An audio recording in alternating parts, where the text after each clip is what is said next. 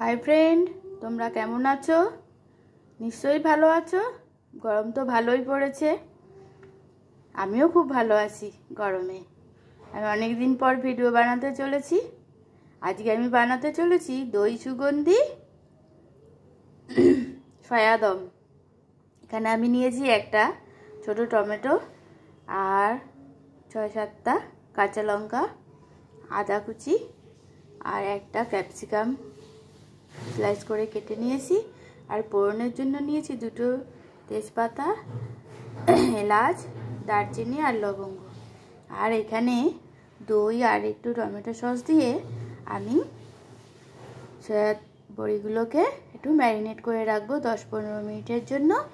আর এখানে আমি 3-4টে আলু আমি ভাপিয়ে নিয়েছি।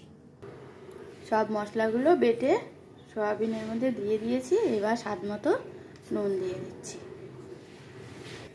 এবার গুঁড়ো মশলা নিয়ে নিলাম 1 চামচ জিরে গুঁড়া, 1 চামচ ধনে গুঁড়ো আর একটু গরম মশলা গুঁড়ো আর পরিমাণ মতন হলুদ গুঁড়ো আর 1 চামচ কাশ্মীরি লঙ্কার গুঁড়ো আর স্বাদ মতো একটু চিনি। এই সবগুলোকে আমি এবার ম্যারিনেট করে নেব, নিয়ে 10 মিনিট রেস্টে রেখে দেবো। এবার আমি কড়াই বসিয়ে দিয়েছি।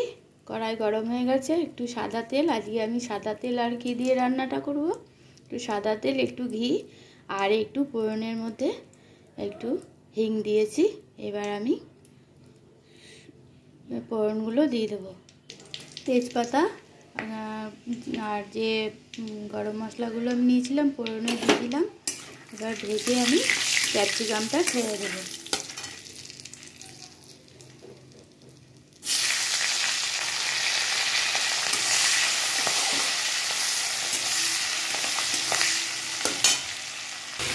ফোড়নগুলো ভাজা হয়ে গেছে। এবার আমি সয়া বড়িগুলো দিয়ে এবার কষাতে থাকবো।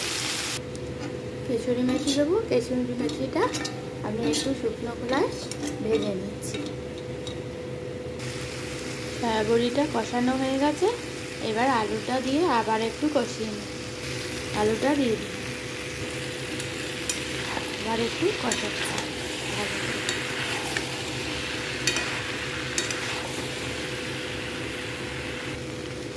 কষানো হয়ে গেছে। এবার আমি পরিমাণ মতন জল দিই।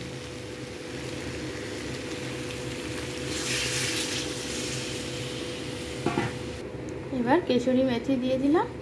এবার তরকারিটা আমার রেডি। তোমাদের এই সহজ রেসিপি যদি ভালো লাগে তাহলে লাইক, কমেন্ট, শেয়ার করতে ভুলো না কিন্তু।